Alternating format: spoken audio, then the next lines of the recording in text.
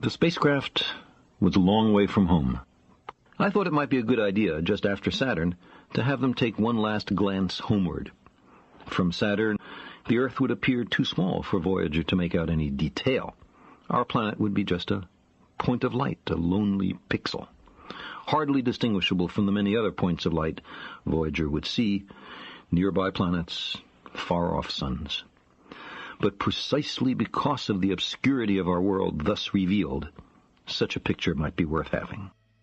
It had been well understood by the scientists and philosophers of classical antiquity that the Earth was a mere point in a vast, encompassing cosmos. But no one had ever seen it as such. Here was our first chance, and perhaps also our last, for decades to come. So, here they are. A mosaic of squares laid down on top of the planets, and a background smattering of more distant stars. Because of the reflection of sunlight off the spacecraft, the Earth seems to be sitting in a beam of light, as if there was some special significance to this small world.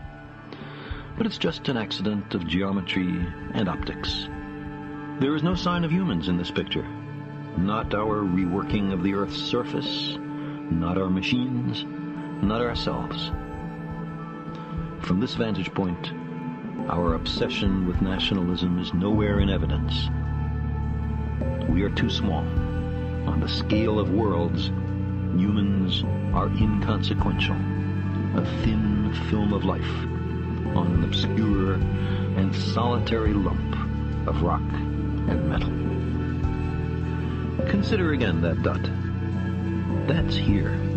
That's home. That's us. On it, everyone you love, everyone you know, everyone you ever heard of, every human being who ever was, lived out their lives. The aggregate of our joy and suffering.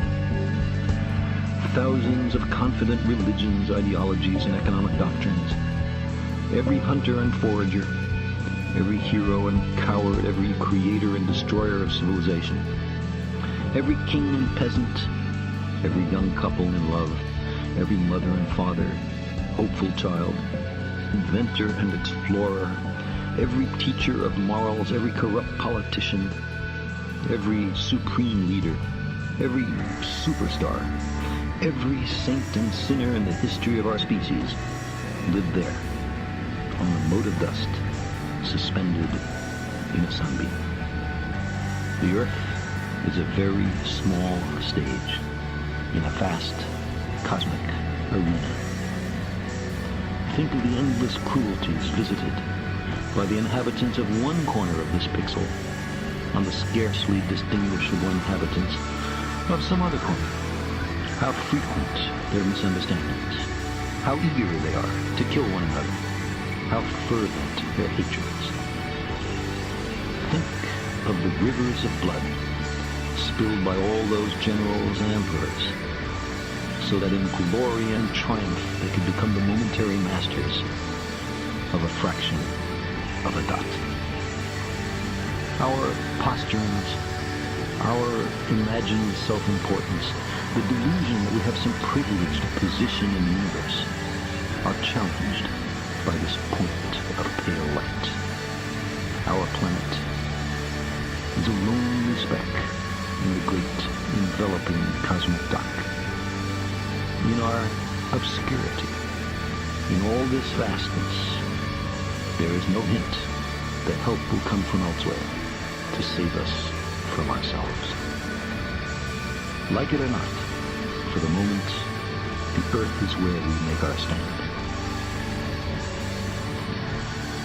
It has been said that astronomy is a humbling and character-building experience.